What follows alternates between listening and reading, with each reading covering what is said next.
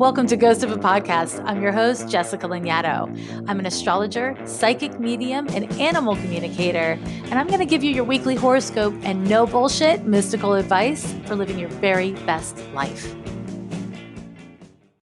Support Black youth-led movements right now. The Minnesota Freedom Fund pays criminal bail and immigration bonds for those who cannot afford it as they seek to end discriminatory, coercive, and oppressive jailing. They work with National Lawyers Guild and Legal Rights Center. There is an urgent need for supplies and support out in the field. Please connect to the groups doing the work, and some of those are Black Visions Collective, Reclaim the Block, Twin Cities Coalition for Justice for Jamar, and North Star Health Collective of Medics. Love now, peace later. If you want the link to any of these organizations, they will be in the show notes. Give what you can. Welcome back to Ghost of a Podcast, the place where we talk astrology, mental health, spiritual wellness, and real life shit. Welcome. So this week I have a question. It says, Jessica, first of all, thank you for all that you provide to this world. You've helped me navigate difficult circumstances and feel less alone. I'm an only child and my mom is a single mother. My father has not been in my life since I was about 3 years old. I'm now 30. 2 years ago, after being undocumented for over 20 years, I went to look for him in Mexico and was not able to make contact. His children and sister blocked access to him. I just received a message asking for my contact info from said daughter because he wants to hear from me. I feel anger because it seems I tend to allow other people's timelines to define my life. I don't feel like having a conversation by phone. I wanted to say what I wanted to say in person, and I'm really not sure what to do. I have a very strong presence and I have tried to shrink, but your podcast has allowed me to push back and learn techniques to just be. Some have said I hate men. I don't think I do, and for the longest time I have had to believe I didn't need my dad. After many years of therapy, the sadness has come out and I cry a lot. Now I feel like I'm at a standstill and the ball is in my court and I just feel anger. Is it written in the stars for me to be sad and angry forever? Will I be able to have healthy relationships with men? Again, thank you for all you do. La sad girl. So this question is very important. And I, of course, pulled up your birth chart to try to give you some answers that you can work with. You were born on May 31st, 1989 at 4:53 p.m. in Mexico City, Mexico. You know, as soon as I pulled up your chart, the first thing that I noticed is that you have this beautiful Mercury in Taurus in the 7th house. You also have a beautiful moon in Taurus in the 6th house. And it forms a trine to your Uranus. And so let me just straight out the gate get this out of the way. You are not destined to be sad. You are not destined to be lonely. Absolutely not. Are you capable of having relationships that are successful and healthy and loving and joyous? Abso-fucking-lutely.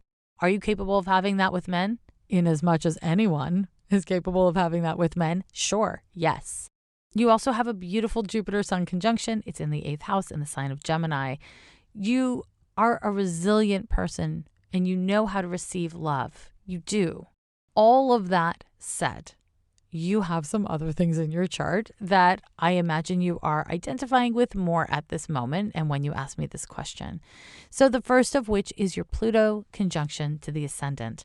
Now, the Pluto conjunction to the ascendant is often associated with that feeling that you're naming of being kind of too much, of people saying that you're too much. You take up a lot of space. You have a big presence. It's also associated with control issues. So what you didn't include in your question is whether or not you let your father and the family know that you were coming to Mexico before you arrived. Did you give them that heads up?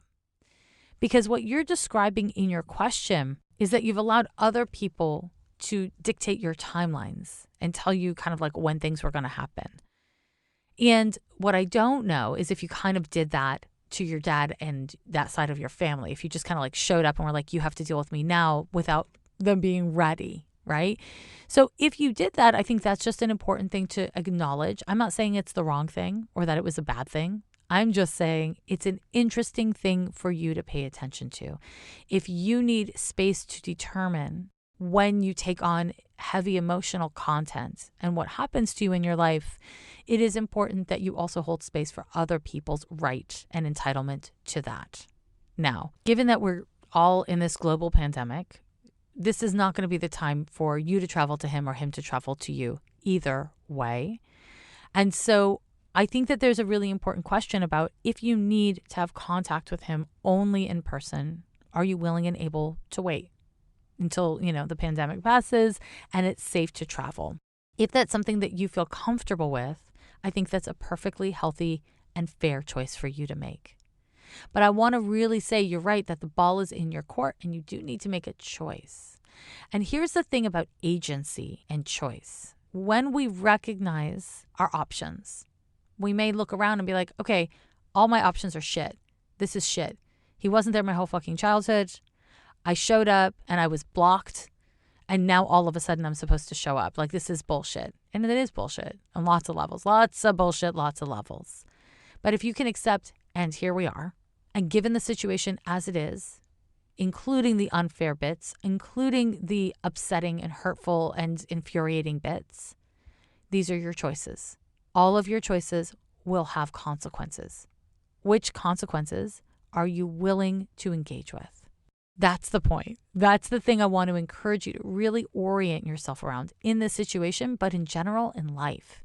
Because the reality is life is a bitch. Life is difficult. Life is hard. It is not fair.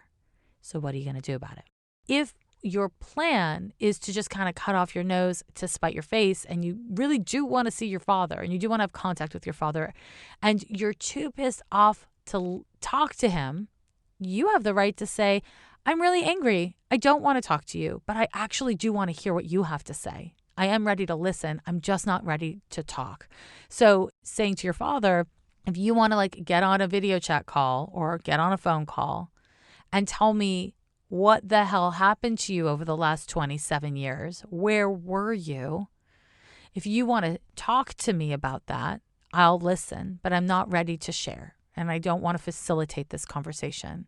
I want you to do that. You have a right to say that, and he has a right to say no. He has a right to fail. I mean, that wouldn't be awesome, but here's the thing. We don't get to control people even if we're right and they're wrong. We just don't. I'm not saying that's fair or that's cool, but I am saying that's life. And so if you can kind of accept that, then you can have your anger, but your anger doesn't have to turn to bitterness and resentment. Because you can work with anger. Anger is an emotion that can be destructive, but it can also be very generative and creative. It is self-defense. It is passion. It is ambition. It is assertion. But resentment and bitterness often get pointed inwards, right? They are feelings and compulsions that cause more self-harm and external harm than good. Whereas anger is not inherently like that. So, my dear, consider if you are ready to listen. Because if you're ready to listen, you have a right to say, I don't want to talk to you, but I'll listen to you. I think it's also fair if you reach out to him and you say, so you fucked off when I was 3 years old. Where'd you go? And then when I came back and tried to find you and I actually crossed borders and showed up, you fucked up all over again. I'm mad and I want you to talk to me about what you did and what your thinking was. You have a right to do that. Now, when we lead with anger, people have a hard time hearing us. That's also real. So there's this space between what you want to say and what you want others to hear. And it is actually your job, your self-care job, to navigate that space with awareness, with consciousness, and with some amount of grace, right? And nobody does that all the time. We all fuck this one up. But I do think that there is a value in saying to this person, you have harmed me on lots of levels. You've harmed my mother, you've harmed me, and I am going to leave space for you to explain why and to start doing some form of care and love. You brought me into this world. Didn't ask for it, Dad. Okay, what are you going to do about it now? When I look at your birth chart, I will say you have a Neptune-Saturn conjunction. And that conjunction can be an indicator of great anxiety and depressiveness, a lot of stress, mental health stress. And it can indicate that you have a parent who is also very anxious. So I don't know if that was your mom or if that is your dad. But I will say this. We don't know enough. I said we. You don't know enough about your dad to know whether or not it was a gift from the goddamn universe to not have him around. Whether or not you need your dad, right? Because you mentioned this in your question, this question about needing your dad. Whether or not you need your dad, it sounds like you want him, but you don't know if he is somebody who is safe to want. So far, he hasn't been. You don't have to give him a chance. You really don't. But from your question, I can't help but wonder if you actually really just need this data. You need to give him a chance to show up to see what he does with that chance. Whether or not you have issues with men from your father or from living in the fucking world, that is fair. But what I really think is at the root of your struggle with your dad and with men in general is trust. It is vulnerable to trust. It is vulnerable to trust. And trust really, truly should be earned and not just inherently given. That said, the vulnerability of trusting is something that you have a hard time being present within because you've had bad experiences. It may not be the time for you to be vulnerable and emotional in the presence of your father. That might be giving him too much power and trust. But I want to say it doesn't have to be an all-in or all-out situation. In other words, you don't have to have a conversation with him in which you share all your details and you get everything off your chest. Maybe you're not ready for that. Maybe that's what you were ready for in Mexico, but you're not ready for it now. That's fair. You get to decide. And so in that way, you can say, I will talk to you, but I don't know what I have to say anymore. And trust that if this is a relationship that is safe for you to cultivate in your 30s, there will be multiple opportunities for you to unpack your truth when you know that he can hold it in a responsible way. So the question is, do you want to listen? Do you have questions for him? Are you ready to hear whatever his answers are? Because one way or another, it will change your life and it will change your narrative. Are you ready for that change? You know, when I look at your birth chart, I want to say, I think you are. I really think you are. I think you've been ready for some time. But there is not a right or a wrong answer. And this is a really tender, emotional, and intense moment in the world. And so whatever I'm answering your question about your dad and kind of men in general, really that is under the backdrop of all kinds of social upheaval and change and a global pandemic. And I want to just acknowledge that it is a lot and it's okay if it's too much to handle in a healthy way. Like maybe this is just not the moment. Ultimately, whatever you do, remember to prioritize and center your own agency.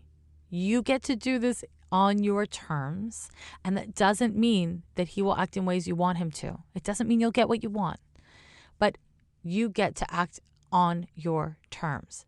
Not in a perfect way, but within the situation you're in. Now, my love, there's one last thing I'm going to say. Your sadness and your emotions are a strength. I know it doesn't feel like this. You signed it, the sad girl. I know you do not want to be sad. Nobody wants to be sad. Being sad's the pits. But you have a stellium in the 8th house. You have Pluto on the rise. You have your North Node. It is in the Aquarius, but it is in the 4th house. And you have Mars in Cancer. All of this to say, you are a deeply emotional person. Your capacity to do deep excavation and investigation is profound. You are a person who is capable of feeling and healing from a place of feeling. And that is not a liability. It's a strength. But it requires that you accept yourself and you make adjustments in the world and in relationship with others so that you have enough space and time to excavate what is true and real for you and not just the top layer of your reactions and emotions. This means that your capacity for sadness and for grief is great. It's huge. But along with it, your capacity for love and loyalty and joyfulness and play are also great. They're transformative. When you shut down your emotions and your sadness and your vulnerability, as it sounds like you did in your 20s as a coping mechanism, you also limit your capacity for love and joy and reciprocity. And so the sadness that you're in through the kind of tail end of your Saturn return, right? Because your Saturn return is technically over, but you're in this phase of integration for the next few years. And in this phase, I imagine you will experience more vulnerability and sadness so that you can develop a new adult relationship to yourself and those emotions so that you don't act around the elephant in the room of your emotions, but instead you integrate that elephant into the circus of your inner landscape. Here's the thing. Your sadness is a part of the transition of healing that you're in. I don't think it's your only destination in this life, and it's certainly not an inevitable one. We are going through transformational times, and whenever you are engaged in your own evolution, inevitably, you need a little help. And that is why I'm really happy to share with you BetterHelp. They're committed to facilitating great therapeutic matches, and it's easy and free to change counselors if you don't like the person you're matched with. This service is available for people worldwide. It's just really valuable to be able to talk to someone about whatever it is you're going through, whether it's queer issues or depression or just anxiety from all the shit going on in the world. BetterHelp is there for you. In fact, so many people have been using BetterHelp that they are recruiting additional counselors in all 50 states of the US. I want you to start living a happier life today. As a listener of Ghost of a Podcast, you will get 10% off of your first month by visiting betterhelp.com/ghost. Join over 1 million people taking charge of their mental health. Again, that's betterhelp, HELP.com/ghost. On the Carefree and Black Diaries podcast, host Shakira White discusses the Black experience in America, pop culture, and how to stay persistent while pursuing your goals. Shakira started her podcast in 2018 with just the voice memo app on her phone and Anchor. She had no idea what she was doing or what podcasting entailed, but she knew that it was something that she wanted to do to help others. Each episode is filled with her own firsthand experiences and lessons that you can apply to your personal journey. The Carefree and Black Diaries podcast shares lessons that you can apply to your own life to help you see that you are not alone and can overcome anything. Episodes release every Tuesday, so you'll always be in the loop. Listen and subscribe to Carefree and Black Diaries on Spotify or wherever you listen to your podcasts. You probably already know by now that I record Ghost of a Podcast on Anchor, and I do that because it's the easiest way to make a podcast. It's free, and there are creation tools that allow you to record and edit your podcast right from your phone or your computer. Anchor distributes your podcast for you, which is super convenient. It can be heard pretty much everywhere from Spotify to Apple Podcasts and across all the platforms. And you can make money from your podcast with no minimum listenership. It's everything you need to make a podcast in one easy place. Download the free Anchor app or go to anchor.fm to get started today. If you're celebrating Canada Day or the 4th of July, learn about colonialism, past, present, and ongoing. Educate yourself about whose land you're living on, and if you can, make a monetary donation or pay a land tax to that tribe. Visit our native land at native-land.ca. The link is in show notes. My darlings, let's talk about the astrology of this week.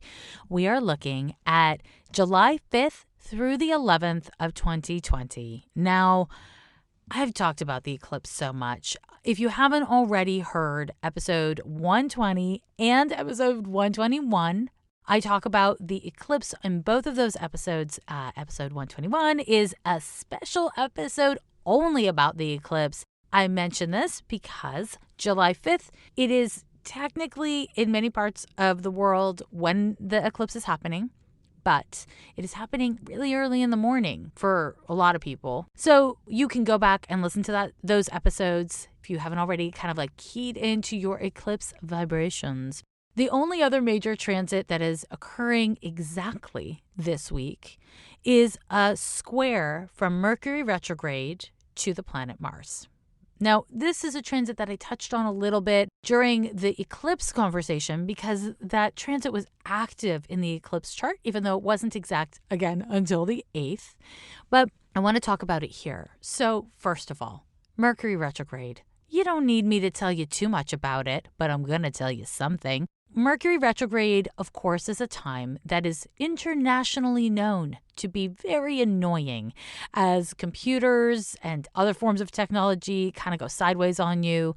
Communication is confusing. Things aren't as clear or as upfront as you want them to be. On a more psychological level, Mercury is, of course, your mind. It's your thoughts. It's your attitudes. It's how you communicate. It's your friends. It's your neighbors. It's how you listen. And so when we are dealing with Mercury retrograde, how we listen and how we communicate, these things are really up for us. And this is not just about communicating with others or listening to others, although for sure it's that. It's also how we listen to ourselves. Are you listening to your own ideas? It's one thing to have politics or ideas or theories. And it's another thing to actually listen to yourself, to listen to the wisdom of what you're learning or what you believe, and to embody your ideas, right? And this is where the square between Mercury retrograde and Mars comes in, because Mars is all about embodiment. It's all about the body, literally. As I always say, Mars wants visceral expression. It wants physical experience and expression. That's its damn jam. When we are looking at something like Mercury square to Mars, there is this challenge to actually embody your ideas and to take them from the place of idea and into actualization. Unfortunately, because we're looking at a square, squares are a 90-degree angle and they represent some sort of conflict, some sort of uncomfortable push. Now, that uncomfortable push might be exactly what you need to go from a theoretical idea to an embodied idea, right? But it's not going to be comfortable. It's not going to be comfortable. This transit brings up irritability and frustration. It can make you feel like you are being pushed beyond your comfort zone. It can make you feel like you're being attacked. It can make you be really irritable and easily agitated. The thing that's really risky with this transit is that you get into a battle of wills, a sort of ego battle based on who's better than who. It can be about gotcha stuff. So here's the thing. If I'm wrong, that doesn't make you more right. We can both be wrong at the same time. And 2 wrongs, my love, do not equal 1 right. And so this is a time where you want to be careful about the battles you engage in. Because if you're fighting just to prove that you're right, or worse, to prove that someone else is wrong, that is corrosive to you. It doesn't actually serve you. It makes you feel bad. It makes you feel agitated. It makes you feel all kinds of ways. Now, the thing that you want to pay attention to under this transit is your physical, visceral desire to create outlets for your shitty feelings and thoughts, because you're going to want them. And so you just want to make sure that you're not looking for someone to take your shit out on. It's like a Band-Aid on a bullet wound. It doesn't actually help you heal. It doesn't help you come to the truth. It's just kind of barfing out your feelings somewhere. And you know what? Honestly, sometimes that's the best you can do. Sometimes that's just life. The other thing about this transit, and I think I've touched on this before, but this transit of Mercury square to Mars will reoccur throughout the month of July. It's not what you want to hear me say, because it's a really annoying transit. We've been feeling it for a solid minute. Like I said, exact on the 8th. It's going to be exact again on July 27th. What that means is it's going to be a part of our whole experience of the month of July. This sense of defensiveness, irritability, agitation. On the positive, this really strong push, either from within or from external circumstances, to embody your beliefs, to actualize on your attitudes, and to deal directly and consciously with your damn ego. Here's the thing. the ego gets a bad rap for really good reasons, right? When your ego is repressed or overexpressed, everybody around you suffers, and so do you. However, in order to deal with most things in life, honestly, you need to have an ego. You need to be able to locate yourself and your entitlements and your rights, and to be able to protect them. You need to be able to stand up for others. You need to be able to stand up for what you believe in. Having a healthy ego doesn't mean not having an ego. It means being able to engage with it authentically. So when it becomes a tiny little monster or a big old monster, either way, you don't shrink in the face of it, but instead you engage with heart around it, And it's not a small thing. It's something that I think changes over the course of time for each of us as individuals. But given where we are socially and politically, I think it's a really important thing for us to take a moment to talk about. In the context of something like the uprising for justice and the fight against white supremacy, we need to have healthy egos. If you're a white person and you are combating a legacy of inherited white supremacy, you need a strong enough ego to not make it about you, whilst also really unpacking the ways in which it is about you, right? To be able to determine the difference between them both so that you can learn things without needing to center yourself within that learning. If we are going to effectively fight white supremacy and its many kind of branches, things like patriarchy, ableism, capitalism, if we're going to effectively combat white supremacy, both in ourselves as individuals, but as a collective, as a society, systemically, we need to have resilient ego energy so that we can self-sacrifice when it's important, so that we can assert ourselves when it's important, so that we can care for ourselves when we need it. We need to be able to center ourselves in a proportionate way. And what that means for you or someone else at a given moment doesn't have to be the same thing. In fact, it shouldn't be the same thing. We need to be able to understand ourselves as individuals and to also understand that we are not a single flower sitting at the top of a mountain. We are a field of flowers. We are an orchard. And we must find ways of allowing ourselves to be individuals with individual feelings and needs and points of reference, and to have a strong enough sense of self that we can learn about other people and that we can not always center ourselves, right? Or conversely, if it is appropriate for you, to learn how to center yourself, to learn how to not only care for others and center others, but to figure out how to be one of the many important people in your own life. Mars. Now, there's another way that it's really important, having a healthy ego and embodying Mars in a healthy and appropriate way. And, because Mars is in Aries, as I mentioned a couple episodes ago, and it will stay here until the month of January 2021. It's a long fucking time for Mars to be in the sign of Aries. Let me tell you something. So I'm going to talk about this a lot more over the course of time. But let's talk about COVID-19. In the context of Mars is one of the two planets that I would say are associated with individualism. Now, Uranus is the other one. And Mars in Aries is related to spread. Mercury is related to the lungs. If you're speaking, it's like what comes out of your mouth. So having this Mercury square to Mars in the month of July is deeply concerning because of COVID, because there is an indication here that it could hasten the spread of COVID-19. We are at the precipice of something that I don't think anyone really knows how to conceive of. And so I want to really encourage you, first of all, to just do the really common sense, basic shit of wear a mask, wash your paws, have some damn respect for your body and for other people's bodies. If you feel like it's not that big a deal, I gotta say, okay, this is a little off topic of astrology, but bear with me here. Imagine however long you've been living so far, add another 20 years, another 30 years, another 40 years to it. So you've been living your whole life, and then you get to this place where there's a global pandemic and you're old. And the people that you have in your life cannot physically come near you because it could kill you.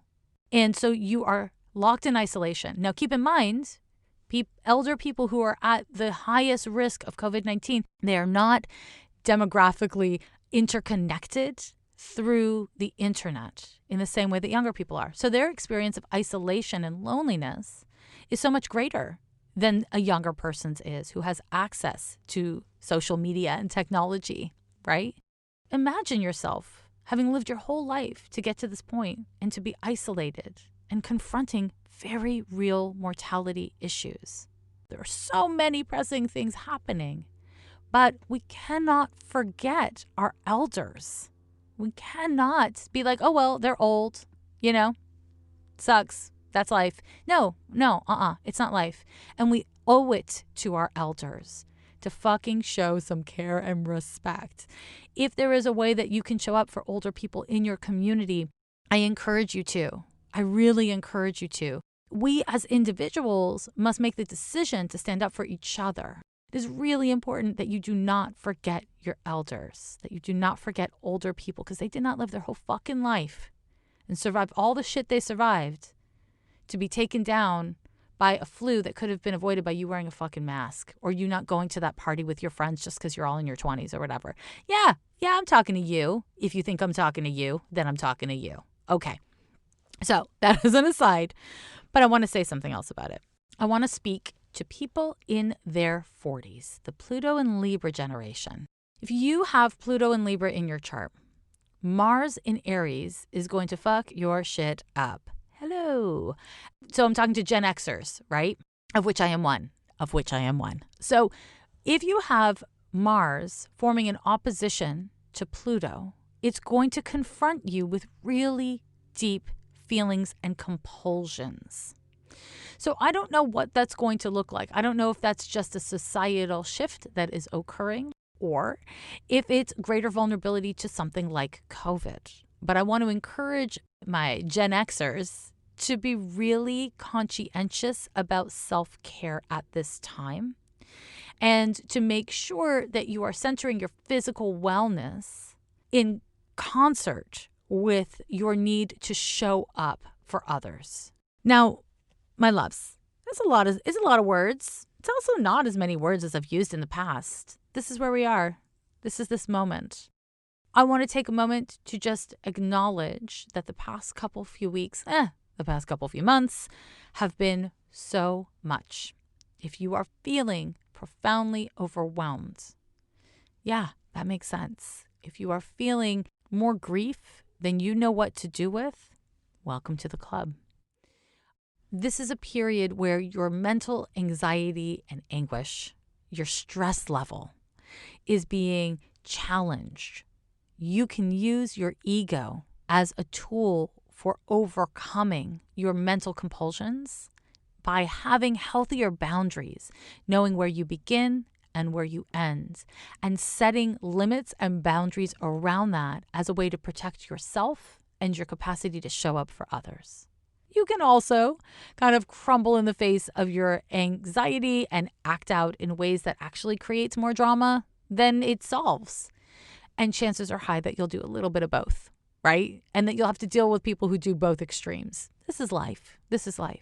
But if you know what's coming, if you have a sense of self-awareness about what you're dealing with inside of yourself, hopefully that will help you to show up with your very best self, even when your best self is very fucking mediocre. That's okay. You keep on learning, you keep on trying, you stay in the goddamn game. My loves, if you're enjoying Ghost of a Podcast, I encourage you to check out my website where I have some astrology classes for sale. Shit like inherited conditions in the birth chart, the outer planets in love, Saturn and your Saturn return.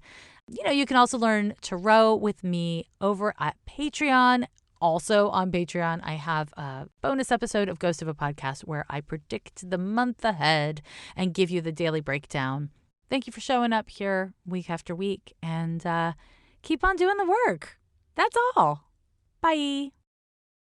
Every year they say the